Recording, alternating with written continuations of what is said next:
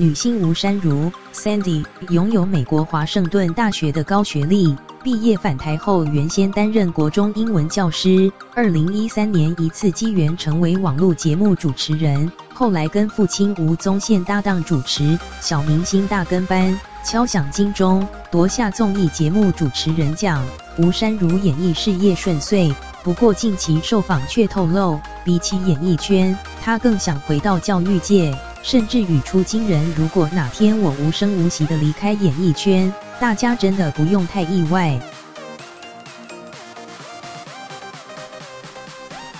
根据《时报周刊》报道，2012年吴姗如留学返台后，原先任职光复国中的英语教师，2013年在暑假空档面试网络节目《Yahoo 报》，没想到顺利录取，从此开启主持之路，顺势进入演艺圈。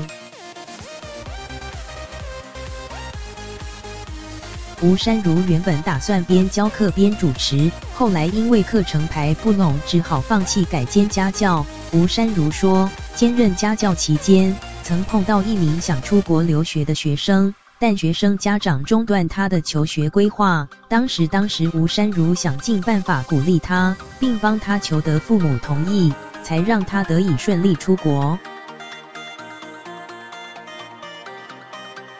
吴姗如认为，我真正想做的其实就是教育、主持小明星大跟班，能带来一天的欢乐，出席活动就是几个小时，能传达正能量也不错。但教育才是长远的。他自谦，其实我是一个胸无大志的人，对于演艺圈该达到什么样的成就，或是像老爸吴宗宪一样成为综艺天王，都不在他的规划内。吴姗如表示，若有一天他无声无息地离开演艺圈，大家真的不用太意外。如果真的有一天要从教育和综艺中选择，我会选择教育。